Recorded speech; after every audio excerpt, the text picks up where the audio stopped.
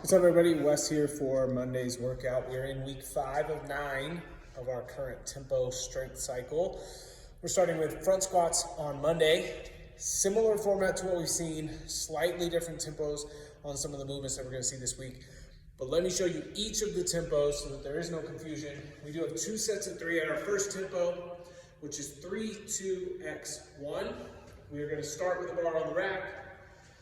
Our first number, that 3, is going to be our seconds down.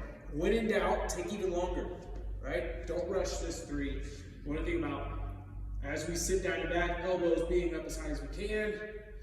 1, 2, 3. Second number is 2. 1, 2. Explode up.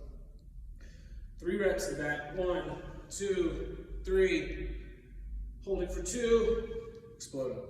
Our second one, instead of 3, 2x1 is now 3, 1x1. So instead of holding for 2 at the bottom, on my 1, 2, 3, hold for a second at the bottom, explode up. Last tempo is 1, 1, 1, 1. Keep the 1 second though, and think of this as a little bit slower than your normal tempo.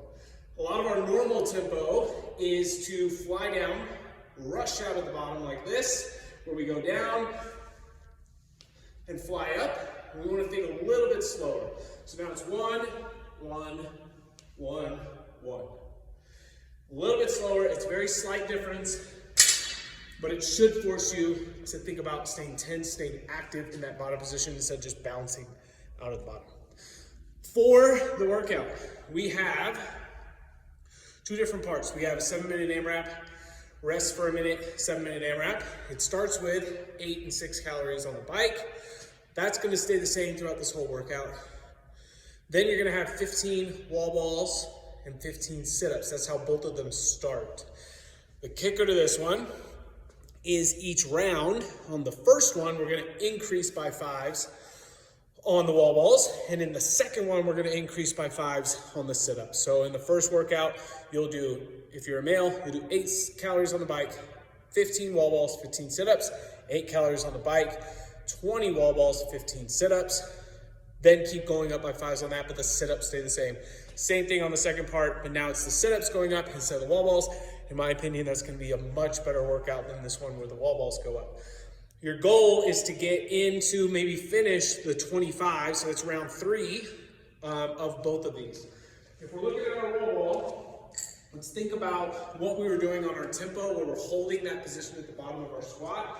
And now how this carries over to the wall ball. We want to be able to, when we go down, regardless of how high we're throwing the ball, we want to have that full squat position. So we're here, instead of shortening it and doing this little push. We should be getting a full squat into our wall balls.